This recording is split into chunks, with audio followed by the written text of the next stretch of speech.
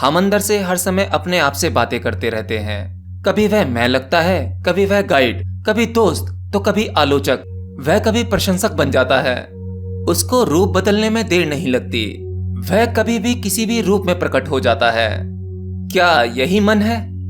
चलिए इसे समझने से पहले मन और दिमाग दोनों में अंतर समझ लेते हैं। कई बार मुझसे पूछा जाता है कि क्या मन और दिमाग में कोई अंतर है? दिमाग यानी ब्रेन, मन यानी माइंड। दिमाग जो है हमारे शरीर की भौतिक अवस्था है, यानी दिमाग एक फिजिकल रूप में हमारे शरीर के अंदर मौजूद है, जिसको देखा और कुछ हद तक समझा जा सकता है। और हमारा मन यानी माइंड हमारे अंदर की वो अवस्था है जहां विचार चलते हैं।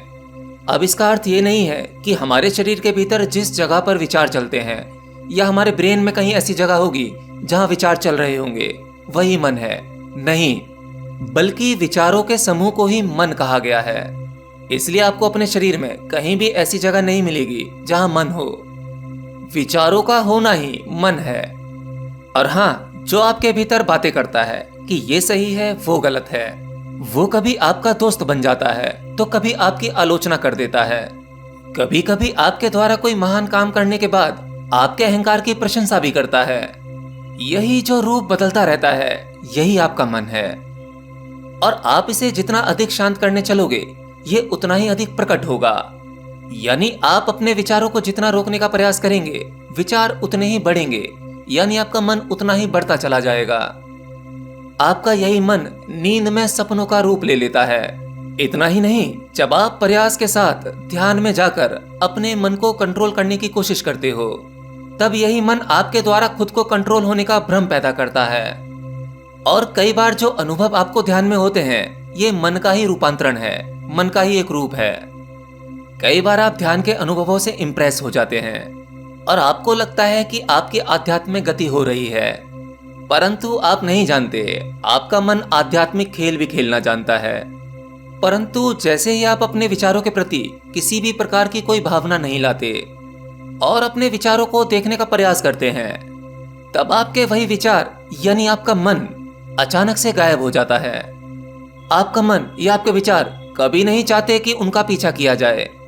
यानी अगर आपको ध्यान में कंटिन्यूसली कुछ अनुभव हो रहे हैं, रिलैक्स होने का अनुभव, शांत होने का अनुभव, आनंद या खुशी मिलने का अनुभव, ये अनुभव भी आपके विचार हैं, यानी ये आपका मन है। ध्यान में जब कोई विचार नहीं होते, यानी मन अब्सेंट होता है, अपने मन को यानी विचारों को एक दृष्टा की तरह देखते रहोगे, तब वह हार मान के निष्क्रिय हो जाता है और शांत हो जाता है। यह एक अलग प्रकार का एहसास है जिसे विचारों में समेटना थोड़ा मुश्किल है। जब इस एहसास से होश आता है, तब फिर से मन खड़ा उठता है और वो देखता है कि अभी कुछ हुआ तो था। फिर वो उस होने को कलेक्ट करता है और इसी बीच कुछ विचार बनते हैं। तब वह इस नो माइंड की अवस्था को विचारों में कहने का प्रयास करता है। इसी प्रकार से मन आपकी शांति में भी खेल खेलता रहता है। यानी जब तक जानने वाला मौजूद है या जब तक आप जान रहे हैं, अपने सभी अनुभवों को कर पा रहे हैं और उन्हें जमा कर रहे हैं, तब तक आपका मन ही सक्रिय है। हाँ, बहुत अधिक ध्यान करते रहने से आपके विचारों में क्लैरिटी आने लगती है, जिससे कि आपका मन आपके लिए एक भ्रम पैदा करता है कि आप ज्ञानी होते जा रहे हैं, आपको ज्ञान मिलता जा रहा है। असल में आपका बाहरी शरीर शांत है, जिसके कारण आपके जगत के विचार भी शांत हैं। अब मन कुछ नए विचारों को पैदा करता है। ये विचार आपकी भीतरी अवस्था के विचार हैं। इनमें थोड़ी अधिक शुद्धता होती है। ये सामान्य विचारों से थोड़े अधिक क्लियर होते हैं, जिसकी वजह से आप किसी भी चीज को आसानी से प्रेजेंट कर पाते हैं, सही शब्दों का चुनाव करके उसे अच्छे से बोल पाते हैं और आपकी बातों को आसानी से समझा जा सकता है, जिसके कारण सामान्य लोग आपको अधिक बुद्धिमान समझने लगते हैं, ज्ञानी समझने लगते हैं। जिसमें से आज समाज में बहुत सारे आपको तथाकथित गुरु मिल जाएंगे, जिन्होंने थोड़ी बहुत ध्यान साधना करके अपने आप को स्थिर करके थोड़ा बहुत कुछ जान लिया है। वो कहना सीख गए हैं। वे अपनी बातों को आपसे ज्यादा बेहतर तरीके से कहना सीख गए हैं, लेकिन वो लोग भी इसी ज्ञान में फंस कर रह जाते हैं। आत्मज्ञान की खोज में आपको बहुत सी विषय वस्तुएं मिलेंगी, सिद्धियां, शक्तियां मिलेंगी। इनके बाद आपको ज्ञान मिलेगा। आपको इन सब का त्याग करते रहना है। अगर आपने इनमें से कुछ भी पकड़ लिया तो बस उसे पकड़े ही रहेंगे। आत्मखोज में मन की शक्तियां आपको बहुत सारी चीजें देंगी, बहुत सी उपलब्धियां मिलेंगी।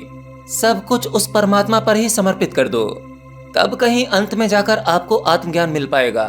नहीं तो आप संसार और संसार की विषय वस्तुओं में या फिर अपनी सूक्ष्म क्षमताओं में फंसे रह जाओगे। अपने मन को समझना इतना आसान काम नहीं है। इसे जितना समझने निकलोगे ये उतना ही प्रगाढ़ होता चला जाएगा। मन को ना तो कंट्रोल करो और ना ही इसे समझो, बस इसे दूर से देखो। दृष्टा ही एकमात्र उपाय है। दृष्टा सदेगा तो मन गायब होगा, मन गायब होगा तो आपको सही मार्ग दिखेगा। नहीं तो ऐसे भी बहुत से लोग हैं जिनके मन ने ही उन्हें आत्मज्ञानी बना दिया है, एक झूठा आत्मज्ञानी। क्योंकि मन आत्मज्ञान होने का भी भ्रम पैदा कर देता है। और यकीन मानना, ऐसे बहुत सारे साधक मेरे पास हैं जो ये दावा करते हैं कि उन्हें आत्मज्ञान हो गया है, जिनकी शक्तियां जाग चुकी हैं। वो इस दलदल में इतना गहरा उतर चुके हैं, वह अपने उस ज्ञान को ही सत्य मान बैठे हैं, जिससे बाहर निकल पाना बहुत मुश्किल है। तो समर्पण और ईश्वरीय कृपा एकमात्र उपाय है। जो मिले सब कुछ त्याग कर दो, परमात्मिक कृपा घटती रहेगी और आपकी गति होती रहेगी।